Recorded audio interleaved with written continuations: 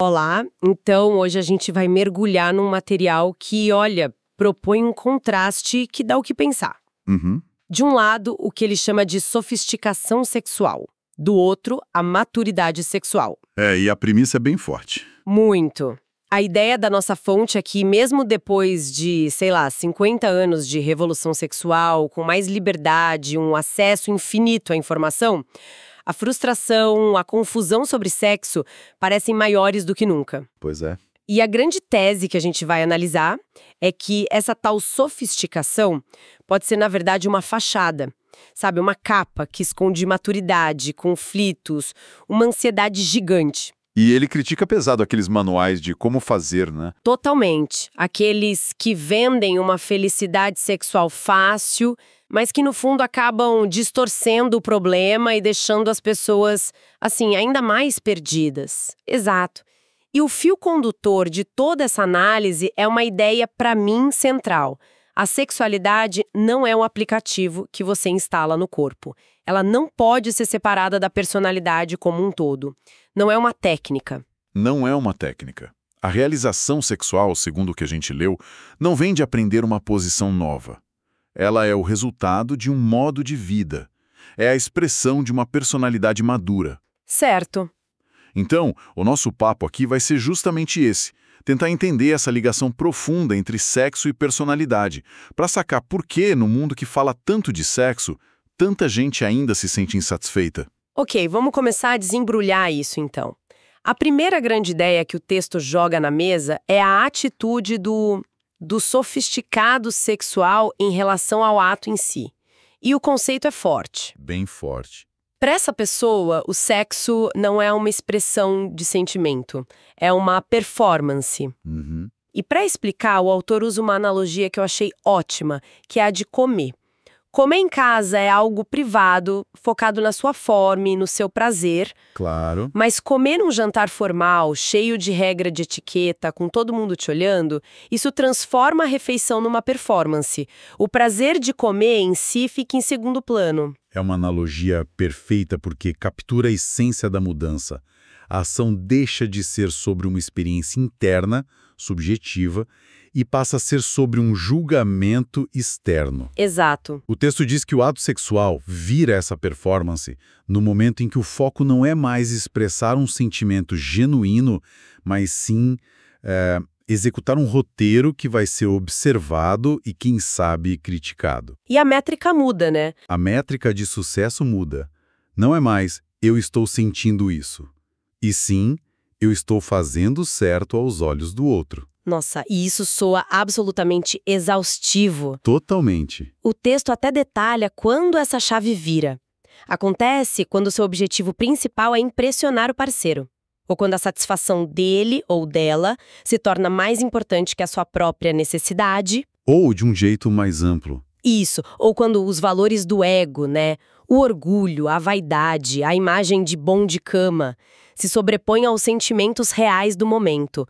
O que nos leva à consequência mais direta e, assim, dolorosa dessa mentalidade de performance. O medo do fracasso. Claro, se é uma performance... Se você está num palco atuando, a possibilidade de errar a fala, de a plateia não gostar, está sempre ali. E o texto é bem específico nesses medos. Para o homem, o pavor é de não conseguir ter ou manter uma ereção, ou de ter uma ejaculação prematura. Sei. Para a mulher, a grande ansiedade gira em torno de não atingir o orgasmo. Então, esse medo de falhar que tanta gente sente, na verdade, é um sintoma de outra coisa mais profunda. Não é o problema real. Exatamente. E esse é o pulo do gato na análise. O autor argumenta que o medo do fracasso é uma racionalização. É uma explicação elegante e sofisticada para não ter que encarar os monstros de verdade. Que seriam... medos, culpas, até hostilidades em relação ao parceiro que não foram resolvidas. É muito mais fácil dizer, estou com medo de falhar, do que admitir, não sinto desejo por essa pessoa, ou sinto raiva dela. Para deixar isso bem concreto, o texto conta uma história impressionante. O caso de um paciente que se via como o grande amante. Nossa, esse caso é...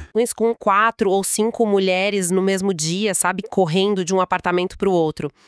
Mas por trás dessa performance de super-homem, Havia uma defesa, uma baita defesa contra as próprias necessidades de dependência, de ser cuidado. E era também um reflexo de um conflito gigantesco e mal resolvido com a figura da mãe. o clássico Édipo. O clássico complexo de Édipo, que nunca foi elaborado. A performance era uma forma de lhe provar para si mesmo uma masculinidade que, no fundo, ele não sentia de verdade. E tem a confissão dele, que é simplesmente devastadora. Ele diz, e eu vou citar: "O grande amante, essa é a minha parte, meu papel, porque eu odeio, porque eu temo uma mulher de verdade, porque eu não sou um homem." Que frase pesada. Pesadíssima. Peraí, deixa eu ver se eu entendi. Então, na visão do autor, quando esse paciente ficava impotente, isso não era um fracasso. Não era. Na verdade, era um momento de maior honestidade dele. A impotência, nesse contexto, é vista como uma expressão autêntica da sua realidade interna. O corpo falando a verdade. Era o corpo dele dizendo não, expressando a falta de interesse sexual genuíno, o medo ou a hostilidade que ele sentia. Segundo essa lógica, o verdadeiro fracasso seria ser infiel aos próprios sentimentos e forçar uma performance. Entendi. A perda da ereção, nesse caso, é o corpo sendo mais verdadeiro que o ego. Essa ideia de inautenticidade, de fuga dos próprios sentimentos é muito forte. Me faz pensar se o sexo com outra pessoa pode ser essa grande performance, o que o texto diz sobre a nossa relação mais íntima e privada com a sexualidade, tipo a masturbação. Boa pergunta. Porque aí não tem pra quem atuar, certo? Em tese, não. E é por isso que a análise sobre a masturbação é tão reveladora. O autor aponta para um paradoxo que ele via com frequência na clínica. Qual? Pacientes relatavam sentir uma culpa imensa durante a masturbação, mas juravam não sentir culpa nenhuma durante a relação sexual com um parceiro. Ué, mas isso parece não fazer o menor sentido. Por que seria assim? Se existe uma culpa sexual, ela não deveria aparecer nos dois casos? A explicação do texto para isso é muito perspicaz. Ele diz que a relação sexual hoje é socialmente justificada, até glorificada. Ah, sim. A gente usa palavras como comunhão, entrega, a mais profunda forma de comunicação, expressão de amor. Um monte de justificativas nobres. Exato. E essas justificativas funcionam como um verniz que esconde e mascara qualquer culpa sexual que a pessoa carregue. Já a masturbação não tem esse álibi social. É um ato mais cru, mais difícil de justificar para o mundo. Sei. E por ser essa experiência privada, sem o disfarce social, ela se torna o palco onde a culpa não resolvida aparece de forma nua e crua. E o texto ainda conecta isso com a adolescência, certo? Dizendo que essa associação de culpa e sexo começa lá atrás. Exato. A luta do adolescente com a masturbação muitas vezes não é só sobre uma questão moral ou religiosa, sabe? É também vivida como uma derrota do ego, uma falha da força de vontade por não conseguir controlar um impulso. Entendi. Cada ato é visto como um fracasso pessoal. Isso. E essa associação primária que se forma lá atrás, de que o ato sexual é sinônimo de fracasso, fica gravada no inconsciente e continua sabotando a vida sexual na fase adulta. Ok, entendi a origem do problema. E como se lida com isso?